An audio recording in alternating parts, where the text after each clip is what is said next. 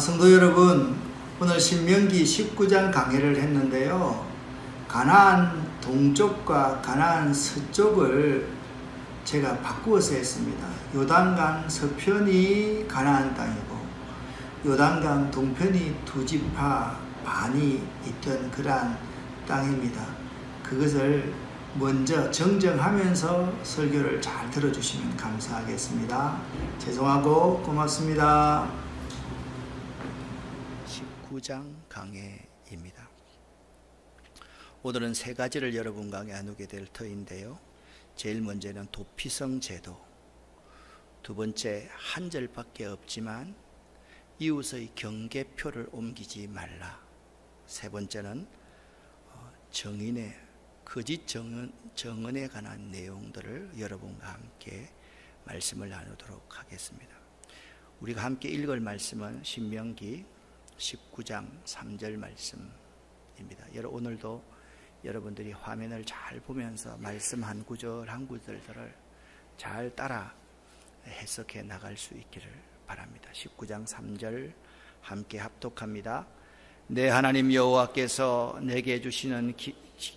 내게 기업으로 주시는 땅 전체를 세 구역으로 나누어 길을 닦고 모든 살인자를 그 성읍으로 도피하게 하라. 아멘. 오늘은 말씀드렸듯이 신명기 19장 도피성에 대해서, 경계표에 대해서, 그리고 거짓 정언자에 대한 내용에 대해서 말씀을 나누도록 하겠습니다. 오늘도 은혜 받으시기를 바랍니다. 신명기서는 모세의 세 가지 설교에 대해서 구성이 되어져 있습니다. 먼저 모세의 첫 번째 설교 내용이 1장부터 4장까지의 내용이고요. 모세의 두 번째 설교 가운데 마지막 부분, 제일 마지막 부분, 사회생활에 관한 법, 이것이 오늘 19장부터 26장까지의 내용입니다. 그래서 26장이 끝나면 27장, 28장은 모세의 세 번째 설교이고요. 나머지 끝맺는 말로 구성이 되어져 있습니다. 그러니까 사회생활에 관한 법 가운데서 오늘 여러분과 제가 하나님의 말씀을 나누게 되겠습니다. 신명기 19장은 21절까지로 구성되어져 있는데요. 1절부터 13절까지 도피성 제도에 대해서 말씀하고 있고요. 14절 한 구절에는 이웃의 지계표, 경계표를 이동하지 말아라, 그 말씀을 하고 있고, 정인에 관한 율법에 대해서 15절부터 21절에서 말씀을 하고 있습니다. 먼저 도피성이란 어떤 것인가, 이 부분을 아마 네 부분 정도로 나누어서 여러분과 함께 생각을 해보려고 합니다. 먼저 도피성의 규례입니다. 도피성을 왜 만들었는가, 1절부터 3절까지를 여러분과 제가 함께 읽어보겠습니다. 내 하나님 여호와께서 이 여러 민족을 멸절하시고 내 하나님 여호와께서 그 땅을 내게 주심으로 내가 그것을 받고 그들의 성읍과 가옥에 거주할 때에 내 하나님 여호와께서 내게 기업으로 주신 땅 가운데서 새 성읍을 너를 위하여 구별하고 내 하나님 여호와께서 내게 기업으로 주시는 땅 전체를 세 구역으로 나누어 길을 닦고 모든 살인자를 그 성읍으로 도피하게 하라. 아멘. 그러니까 세 성읍을 구별하고 세 구역으로 나누어서 한 구역마다 도피성 하나씩을 두라, 그 말씀을 하고 있는 것입니다. 그런데 도피성으로 옮기는 길을 닦아라. 그러니까 살인자라 할지라도 신속하게 도망할 수 있도록 하라. 그것이 도피성 제도의 규례입니다. 이 도피성의 규례는요, 출애굽기 21장 13절에서 처음 약속했고 민수기 35장에서 도피성 제도에 대해서 자세하게 설명하고 있습니다. 그러니까 여러분과 저는요, 이 도피성 제도를 근간에 창세기, 출애굽기, 레위기, 민수기, 신명기, 지금 모세오경을 집중적으로 새벽기도와 수요예배에 다뤘기 때문에 잘 알고 있는 친근한 내용입니다. 그래서 어디서 읽었더라? 똑같은 내용을 또 하네? 라고 생각할 정도로 여러분들은 많이 이 부분에 대해서 보았습니다. 그런데 하나님께서 1절에 이렇게 말씀하고 있습니다. 내 하나님 여호와께서 이 여러 민족을 멸절하시고, 이 여러 민족이라는 것은 가나안의 7 족속들을 말을 합니다. 그래서 가나안의 족속들 멸절한다라는 히브리어 이 카라트라는 의미는요, 자르다, 베어내다라는 뜻입니다. 그러니까 그 근원이 되는 밑둥부터 잘라내어서 다시 소생할 수 없게 만드는 것. 하나님이 가나안 백성들을 잘라냈다는 거예요. 멸절시켰다는 거예요. 밑둥까지 딱 잘라내가지고 그들이 다시 한번 일어나지 못하도록 만들어 두었다라는 의미가, 이 여러 민족을 밑둥부터 잘라서 다시 소생할 수 없게 만드시고, 내 하나님 여호와께서 그 땅을 약속하신 대로 너희 민족에게 다 주셨다라는 거예요. 요단강 동편의 2지파 반, 나머지 지파가 요단강 서편에 그 모든 땅을 받았다는 거예요. 받아서 성읍과 가옥에 거주할 때에 내 하나님 여호와께서 주신 땅 가운데서 새 성읍을 구별하라. 새 성읍을 구별하라. 그리고 그것을 새 구역으로 나누어라. 길을 닦고 살인자가 그 성에 피하도록 하라. 이 말씀은 말씀드렸듯이 민수기 35장 6절과 9절부터 15절에 그대로 말씀하고 있습니다. 원래 도피성은요, 지금 민수기서 19장에는 새 성읍을 만들어라 그랬는데, 이 새 성읍은 뭐냐? 가나안 땅 서편입니다. 적과 꾸리엘은 가나안 땅의 세 개, 또 가나안 땅 동편의 3개 합해서 6개를 만들어라. 그러니까 하나님께서 민수기에서 말씀하실 때는 뭐냐 하면, 민수기서 35장 6절에 도피성으로 6성읍을 만들어라, 그렇게 명령을 하셨다라는 거예요. 그래서 13절, 14절, 15절을 같이 한번 읽어보겠습니다. 너희가 줄 성읍 중에 6을 도피성이 되게 하되, 새 성읍은 요단 이쪽에 두고 새 성읍은 가나안 땅에 두어 도피성이 되게 하라. 이 6성읍은 이스라엘 자손과 타국인과 이스라엘 중에 거류하는 자의 도피성이 되리니, 부지 중에 살인한 모든 자가 그리로 도피할 수 있으리라. 아멘. 계획함 없이 사람을 죽인 자, 그 자들이 도피할 수 있는 곳이 도피성입니다. 그러니까 도피성을, 여러분 제가 지도를 2가지를 이렇게 앞에 그려 놓았는데요. 왜 2가지를 그냥 여러분 알기 쉽게. 요게 이제 지금 현재로 보면 갈릴리 바다입니다. 갈릴리 호수. 이게 요단강입니다. 요단강을 건넜다는 것은 이렇게 건넜다는 말입니다. 이해되시죠? 그죠? 홍해는 저 아래 있지 않습니까? 이게 요단강 서쪽이고, 여기가 뭐냐면 가나안 땅입니다. 원래 하나님께서 요 아래로 올라와가지고, 요 아래로 올라와서, 요게 이제 모압 평지입니다. 모압 평지.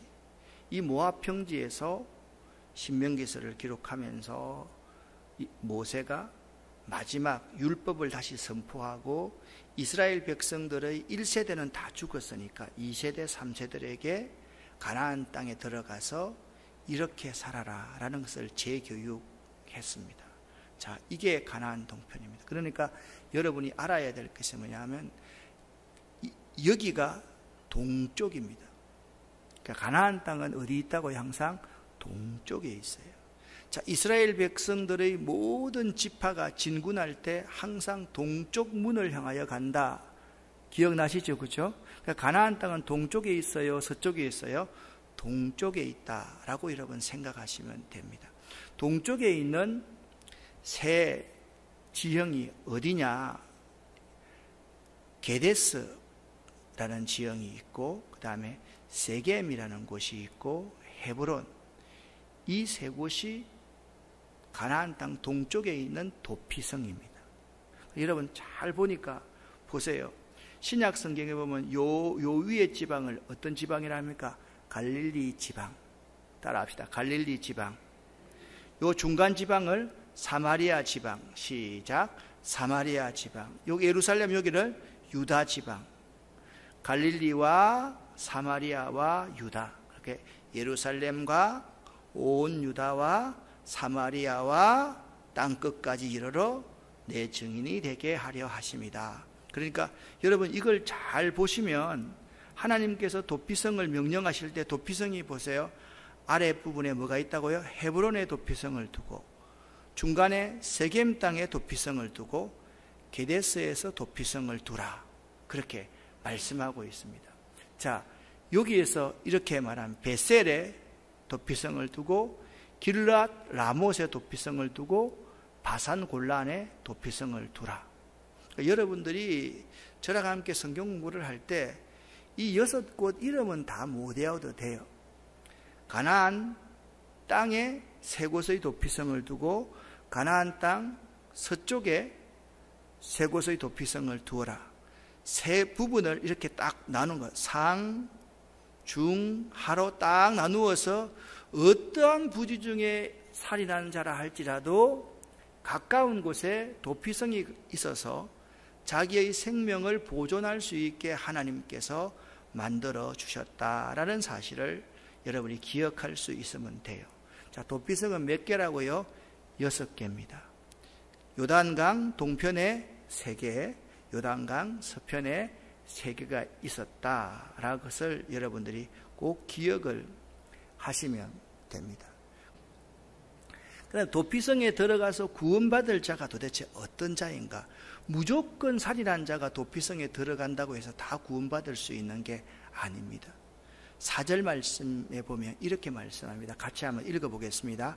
살인자가 그리로 도피하여 살만한 경우는 이러하니 곧 누구든지 본래 원한이 없이 부지 중에 그의 이웃을 죽인 일이 있을 때, 그러니까 의도나 계획함이 없이 부지 중에 그 이웃을 죽였을 때, 옛날에는 이게 법이 뭐냐면 눈에는 눈으로, 이에는 이로, 사람을 죽이면 반드시 죽음으로 그 대가를 치르게 하는 것이 그 시대의 건동의 법이었습니다.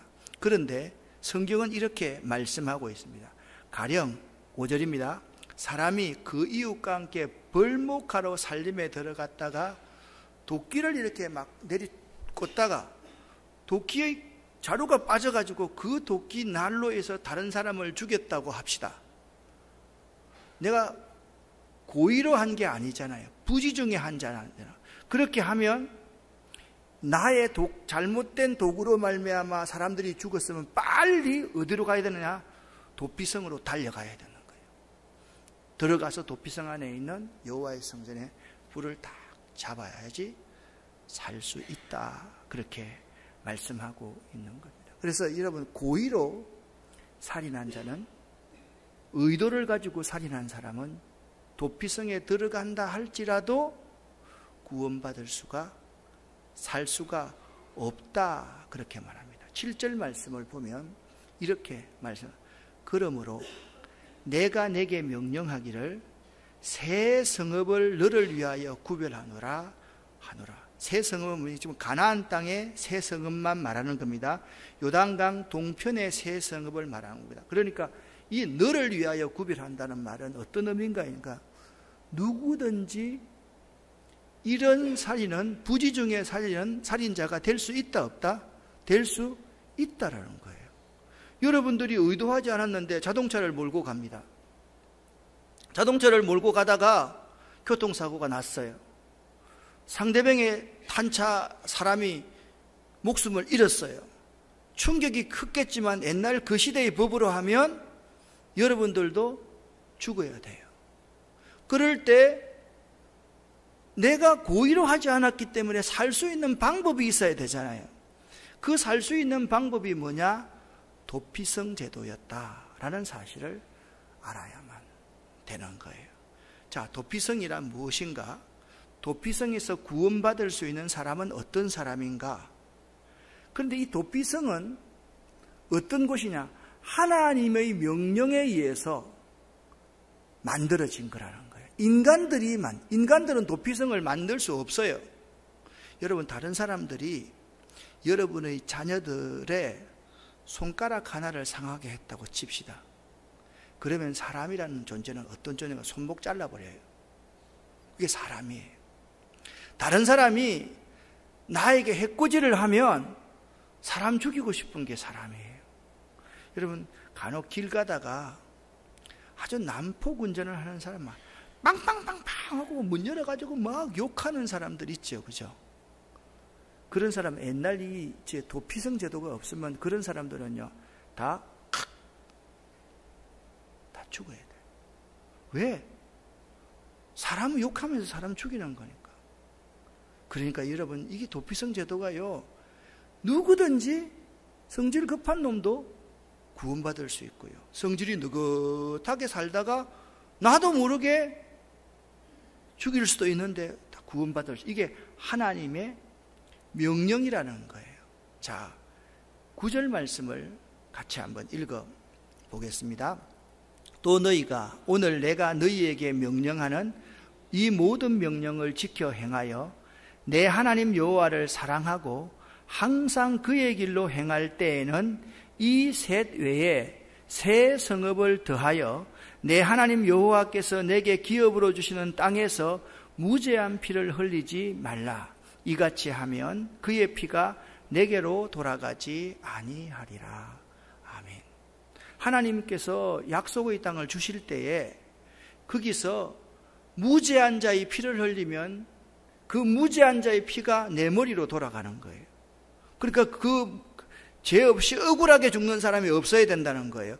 억울하게 죽는 사람이 있으면 그 피가 우리에게로 돌아오는 거예요. 그렇기 때문에 한 사람 한 사람이 부지중에 살인했다 할지라도 하나님을 사랑하고 이웃을 사랑하는 정신으로 도피성을 만들어라. 그렇게 명령하고 있는 거예요.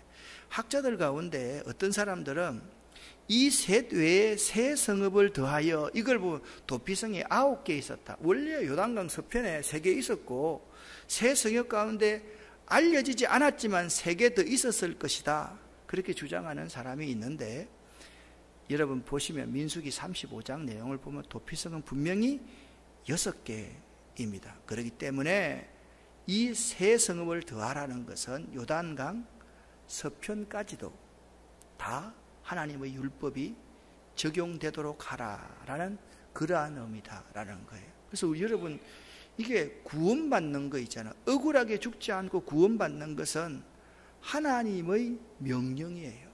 이 속에 하나님의 섭리가 들어있는 거예요. 우리 인간들을 구원하시려는 하나님의 섭리가 들어있는 거예요. 자, 여러분 한번 가만히 한번 보세요. 여러분의 모습을 한번 보세요. 이 가운데서 구원받아서 천국에 처음부터 들어갈 수 있었던 사람이 있어요, 없어요? 여러분 가운데 있어요, 없어요? 나 잘못한 일 별로 없는데요, 이렇게 생각을 하면, 자 10개가 다 차야지 구원받는다고 생각을 한번 해봐요. 오민주 집사는 착한 일을 많이 했으니까 나는 8개 정도 착한 일을 했다고 생각합시다. 구원받을 수 있어요, 없어요? 없어요. 10개가 안 되기 때문에. 저 뒤에 우리 집사님은 이제 우리 교인이 아니니까 상처를 안 받을 거니까 9개 정도 착한 것이 있다고 한번 생각을 해보고, 그 뒤에 우리 영욱 권사는 조금 좀 나쁘니까 1개밖에 없다고 생각을 하고, 그 뒤에 강은하 집사는 5개밖에 없다고. 자, 8개. 내가 잘 해옵니다. 8개, 9개, 1개, 5개. 자, 4사람 다 구원받을 수 있을까요, 없을까요? 대답해 보세요. 구원받을 수 있을까요, 없을까요?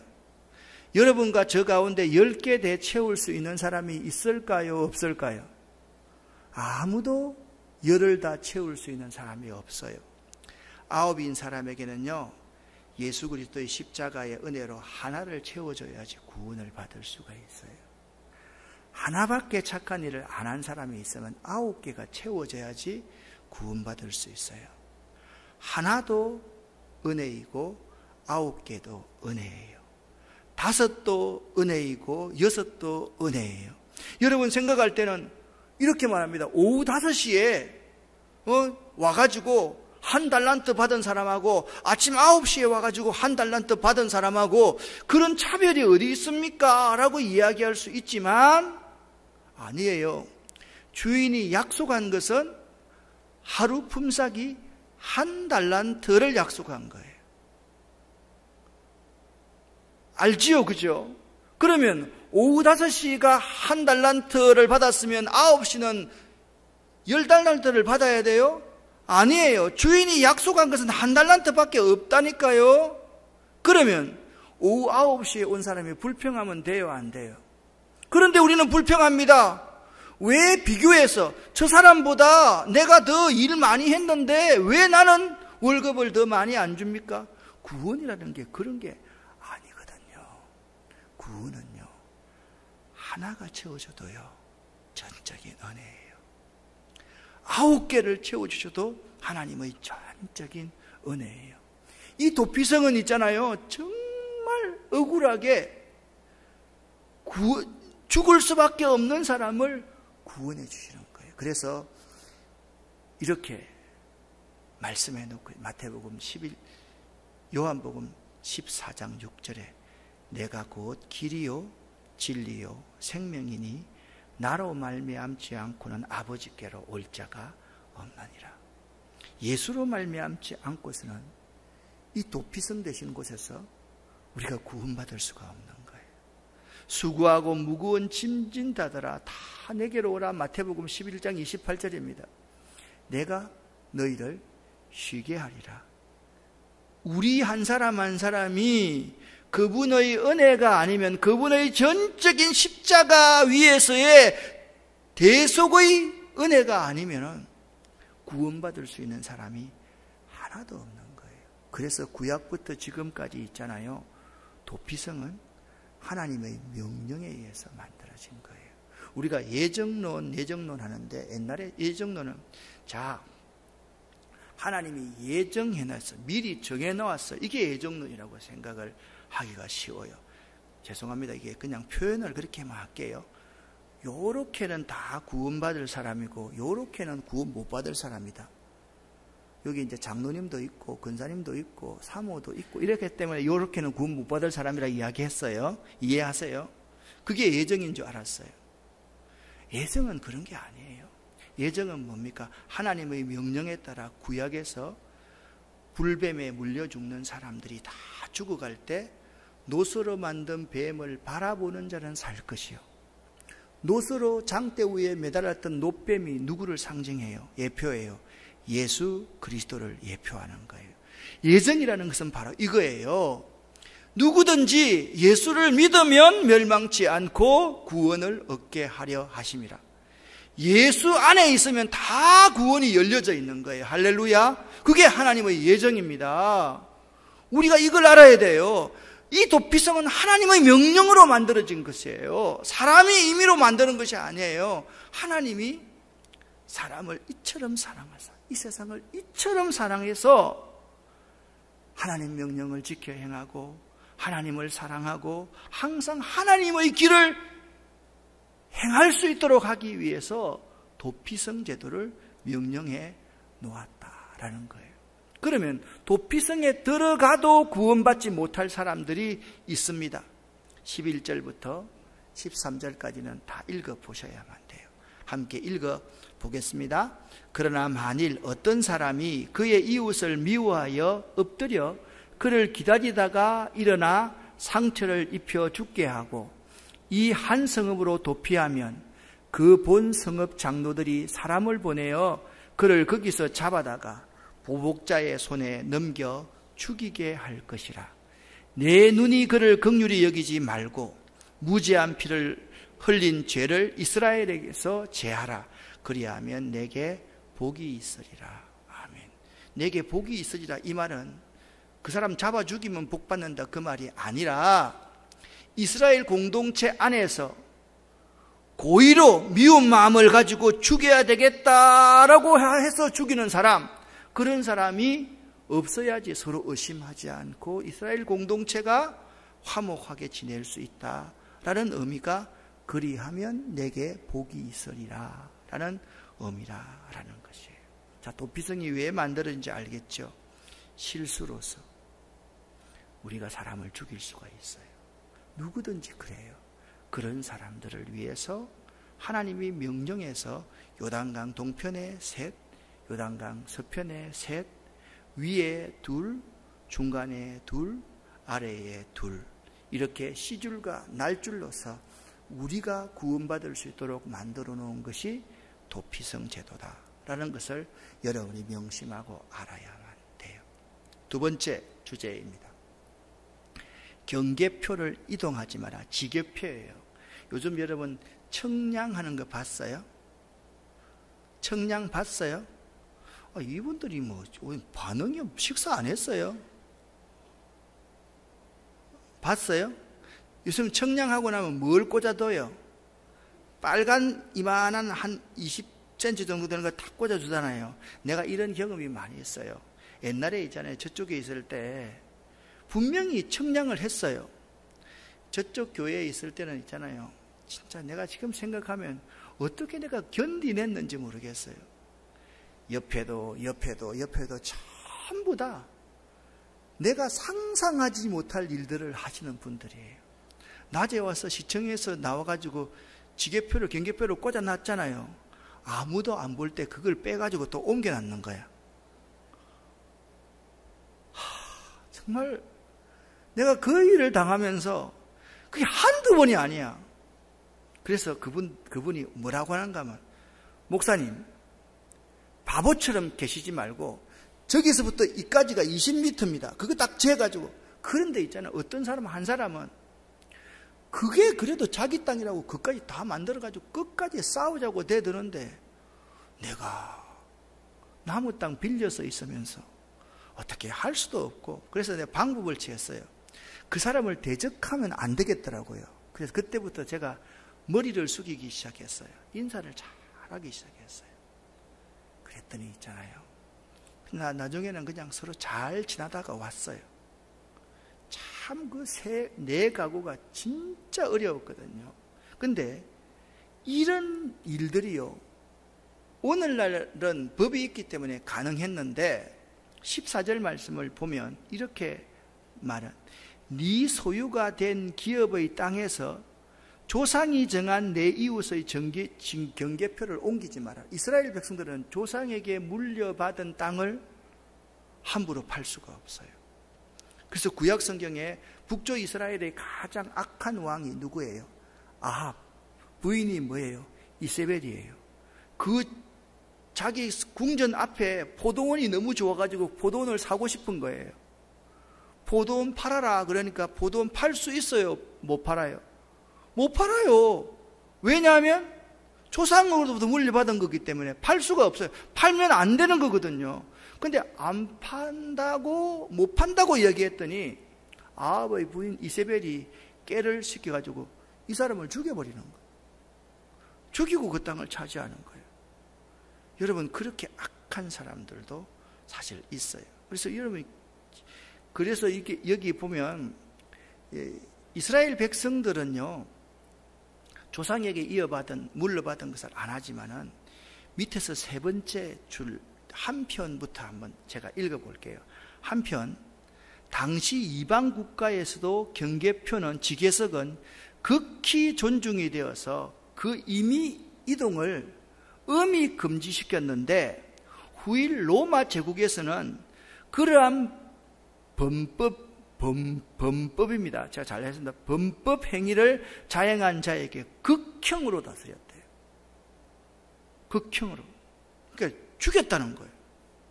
그 정도의 지계표를 옮기는 것은 상대방의 재산에 대해서 자기가 빼앗는 거잖아요.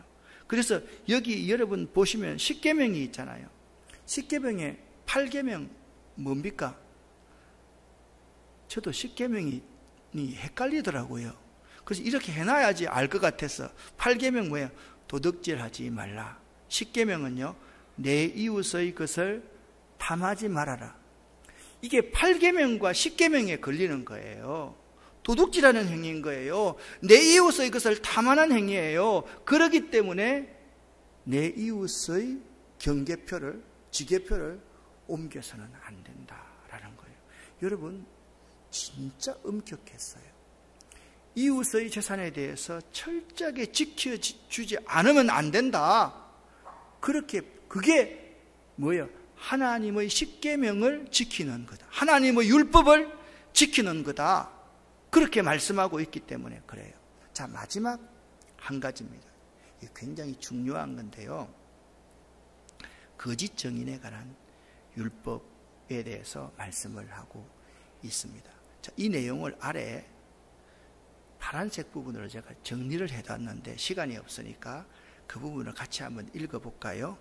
죄인을 정죄할 때는 한 사람의 증인으로만 하지 말고 2사람이나 3사람의 증인으로 해야 하였습니다. 또 제사장과 재판장 앞에서 위정자로 판명되는 자가 있으면 그는 그가 행하려 한 그대로 징벌을 받아야 하였습니다. 이스라엘 백성은 그런 자를 긍휼히 보지 말고 생명은 생명으로, 눈은 눈으로, 이는 이로, 손은 손으로, 발은 발로 보복해야 하였습니다. 그렇게 하면 모든 사람에게 본보기가 되어서 모든 사람은 두려워하게 되고 이스라엘 사회에는 악을 행하는 자가 없어질 것입니다. 그래서 위정죄는 굉장히 무서운 벌로 다스렸습니다. 이스라엘 백성들은요, 축복을 받을 때 구약 성경은 항상 눈이 중심이에요. 눈이 중심이에요. 보세요. 하늘의 별을 보면서 뭐라고 축복했어요? 저 별처럼 네 자손들이 번성할 것이야. 땅의 모래알을 보여주면서 이 모래알처럼 자손들이 번성할 것이야. 항상 눈 중심으로 축복해요. 이게 무슨 말인가 하면 하나님의 눈이 항상 우리를 살펴보고 계시다라는 거예요. 우리가 아무리 숨어서 한다 할지라도 하나님의 눈은 우리를 불꽃 같은 눈으로 우리를 감찰하고 계시는 거예요. 그래서 이 거짓 증언을 하는 사람, 이런 사람들은요, 그 머리에 자기의 벌이 7배나 더해져요. 그래서 예수님이 십자가에 돌아가실 때 재판을 하던 사람과 상관없이 대제사장들과 서기관과 율법학자들이 뭘 세워요? 거짓 증인을 세우는 거예요. 그런 사람들은요, 성경에 나와 있듯이 대대손손 벌을 받습니다. 거짓 증인하는 사람. 그래서 여러분, 정말 하나님의 눈이 보고 있다라는 점을 알고 살아가야 돼요. 그래서 오늘 이 3가지 도피성, 2번째 경계표, 3번째 거짓 증언, 이 3가지는요 하나의 주제로 연결될 수가 있어요. 같이 한번 읽어볼까요? 하나님께서는 우리가 형제를 미워하지 말고 서로 사랑하며 이웃을 내 몸과 같이 사랑하라고 명령했어요. 이 3가지는 다 그런 거예요. 사람이 실수할 수 있잖아요. 실수해서 죄를 범했는데 그 죄를 정죄해야만 되겠습니까? 아니잖아요. 실수했으면 다시 뭘 주라? 기회를 주라는 거예요. 참여할 수 있는 기회를 주라는 거예요. 그걸 위해서 만들어 놓은 제도가 뭐라고요? 도피성이에요. 예수 그리스도예요. 예수 그리스도는 현장에서 범죄에서 잡혀온 여인에게 말합니다. 예수 그리스도가 무릎을 꿇고 무언가 땅에 열심히 씁니다. 무슨 글을 썼는지는 성경에 나와 있지 않기 때문에 그걸 해석하는 것은 옳지 않다고 생각을 해요. 씁니다. 그리고 일어나서 말씀합니다. 너희 중에 죄 없는 자가 돌을 들어 이 여인을 죽이라. 그렇게 말을 합니다. 아마 예수님이 그들의 양심을 건드렸음에 틀림이 없습니다. 한 사람씩 돌을 내려놓고 다 돌아갑니다. 아무도 없습니다. 그 여인에게 예수님께서 말씀합니다. 너를 죽이려고 하는 사람들이 어디로 갔느냐? 없습니다. 나도 너를 정죄하지 않겠다. 가서 다시는 죄를 범하지 말아라. 예수님은요, 이런 거예요. 기독교인들은 이런 거예요. 잘못한 사람이 있을 때 그것을 법으로 처단하는 것이 아니라 그에게 다시 기회를 주는 것, 다시 회생하고 재생할 수 있는 기회를 주는 것, 그것이 기독교 사랑의 정신이다라는 것을 알아야만 돼요. 성경 레위기 19장 17절 18절 말씀을 함께 읽어보겠습니다. 너는 내 형제를 마음으로 미워하지 말며 이웃을 위하여 죄를 당치 않도록 그를 반드시 책망하라. 원수를 갚지 말며 동포를 원망하지 말며 이웃 사랑하기를 내 몸과 같이 하라. 나는 여호와니라. 아멘. 첫 번째, 잘못한 일이 있으면요, 꾸짖고 책망하라는 거예요. 왜냐하면 그가 죄를 당치 않도록 바로 가르치라는 거예요. 두 번째, 원수를 갚지 말라는 거예요. 되도록이면. 왜? 그가 고의로 하지 않았으면, 그를 죽이면 그 원수의 보복이 내 머리로 돌아오기 때문에 원수를 갚지 말라라고 말하는, 용서하라는 거예요. 예수님께서는요, 그가 죽일 죄를 지었다 할지라도 용서해 주어라 말합니다. 7번씩 70번까지 용서해 주어라, 무한히 용서해 주어라, 그렇게 말씀하고 있습니다. 또 원망하지 말라. 원망하지 말라. 원망하고 불평하지 말라. 이스라엘 백성의 40년간의 생활을 요약한다면 원망과 불평과 불순종이었습니다. 지금 새벽기도 시간에 그 말씀을 하고 있잖아요. 길갈에서 이스라엘 백성들이 뭘 받았다고요? 할례를 받았습니다. 이 할례를 받는다는 것은 어떤 의미가 있습니까? 40년 동안 원망과 불평과 불순종을 잘라버리라는 거예요. 새 사람이 되라는 거예요. 그것이 우리에게 하시는 하나님의 메시지입니다. 그 다음에 하지 말라. 하나님의 명령은 두 가지예요. 소극적인 명령이 있고 적극적인 명령이 있어요. 소극적인 명령은 하지 말라, 이런 거 하지 말라는 거예요. 그런데 적극적인 명령은 뭐야? 하라는 거예요. 사랑하라, 용서하라, 이해하라. 하나님께서 우리에게 그렇게 계속 말씀하고 있어요. 그러고 나서 하나님은 뭐라고 말씀해요? 나는 뭐라고요? 여호와이니라. 이 말은 무슨 말씀입니까? 나도 너희를 선지자를 통해서 책망했지 않느냐? 나도 너희를 죄 가운데 있는 그대로 하려면 죽였어야 되는데 다 용서했잖아요. 중보자가 설 때마다 용서해 주었거든요. 항상 너희 때문에 내가 감사한 거예요. 하나님은 자기의 독생자를 주시기까지 우리를 사랑하신 거예요. 그걸 나는 뭐라고요? 여호와이니라, 그렇게 표현하고 있어요. 사도 요한은 요한일서 3장 14절부터 16절에 이렇게 말씀하고 있습니다. 함께 읽습니다. 우리가 형제를 사랑함으로 사망에서 옮겨 생명으로 들어간 줄을 알거니와 사랑치 아니하는 자는 사망에 거하느니라. 그 형제를 미워하는 자마다 살인하는 자니 살인하는 자마다 영생이 그 속에 거하지 아니하는 것을 너희가 아는 바라.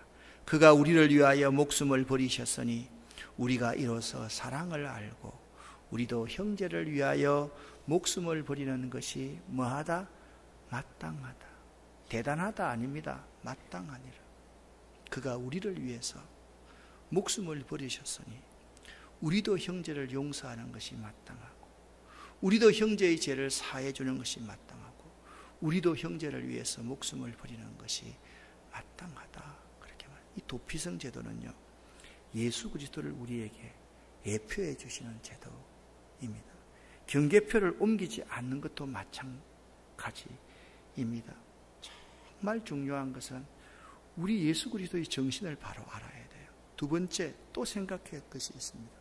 하나님께서는 우리에게 도둑질하지도 말고 또한 빈궁한 자를 구제하라라고 말씀하셨습니다. 도둑질하지 말라는 계명은 10계명 가운데 몇 번째 계명이라고요? 8번째 계명입니다. 내가 못 외워서 다시 했다고 그랬습니다. 여러분, 10번째는 뭡니까? 내 이웃의 집을 탐하지 말아라 라는 명령입니다. 에베소서 4장 28절 말씀, 사도 바울의 말씀을 함께 읽어보겠습니다. 도둑질하는 자는 다시 도둑질하지 말고 돌이켜 빈궁한 자에게 구제할 것이 있기 위하여 제 손으로 수고하여 선한 일을 하라, 그렇게 교훈하였습니다. 구제라는 것은 뭡니까? 사랑의 정신에서 구제하는 거예요. 연반이 되어가지고 구제하고 나서 이렇게 1000,000원 적어놓고 사진 찍고, 참 그리스도인으로서 참 유치한 행위입니다.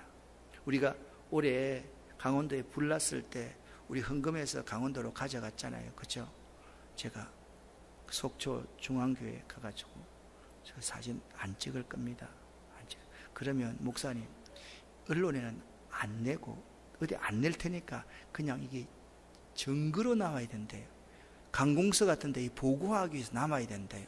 그것만 이렇게 찍어서 주고 왔던 적이 참 있는데, 이게 이웃을 사랑하고 긍휼히 여기는 마음으로 구제를 해야지, 그거 없이 그냥 드러내고 자기 의를 드러내기 위해서 구제하는 것이 아니에요. 구제는요, 오른손이 하는 일을 모르게 하는 게 구제예요. 아시겠어요?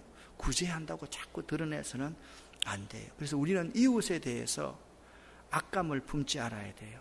그가 물질적으로 어려움을 당했을 때 그를 동정하고 불쌍히 여김을 가져야 돼요. 자, 요한 1서 3장 17절 18절 말씀을 함께 읽어보겠습니다. 누가 이 세상 재물을 가지고 형제의 궁핍함을 보고도 도와줄 마음을 막으면 하나님의 사랑이 어찌 그 속에 거할까 보냐. 자녀들아, 우리가 말과 혀로만 사랑하지 말고 오직 행함과 진실함으로 하자. 아멘. 돈 있는데, 여러분 이웃이 어려운데 내가 그래, 내 먹고 살아야지 생각하고 도와주지 않으면 하나님의 사랑이 어찌 그 속에 있겠습니까?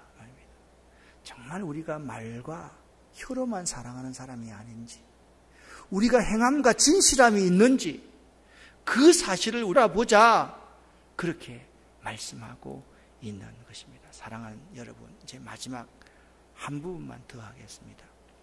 하나님께서는 빨간 부분 같이 한번 읽어보겠습니다. 우리에게 모든 거짓과 위선을 버리고 진실을 말하는 자가 되라고 명령했습니다. 10계명의 9계명은 거짓 증거하지 말라입니다. 내 이웃에 대하여 거짓 증거하지 말지어다. 우리 여러분, 이 말을 정말 조심해야 돼요. 여러분이 선한 의도로서 말을 해도 있잖아요. 그 말을 하고, 사실 받는 사람이 더 문제지만 여러분 한 사람이 자꾸 쓸데없이 사람을 만나면 쓸데없는 말을 하게 돼요. 한번 따라합시다. 쓸데없이 사람 만나면 반드시 쓸데없는 말 한다. 그러니까 목적이 있을 때 만나야 되는데 말할 것도 생각하지 않고 만나니까 뭐 해요? 누가 누구 어떻게 했고 이런 이야기만 자꾸 하는 거예요. 그런데 나는 선한 의도로 했는데 받는 사람이 저 사람이 나를 그렇게 생각했어 하면서 시험에 들 수 있으면 그게 누구한테 돌아오느냐? 다 나에게로 돌아온다라는 거예요. 그래서 말을 정말 조심해야 돼요. 예수 믿는 사람들이 말 조심 안 해가지고 말 때문에 교회 공동체가 깨어지고 말 때문에 상처를 받고 말 때문에 교회를 떠나는 경우가 얼마나 많은지 몰라요. 이 입이 정말 중요해요. 그래서 사도 바울은 말합니다.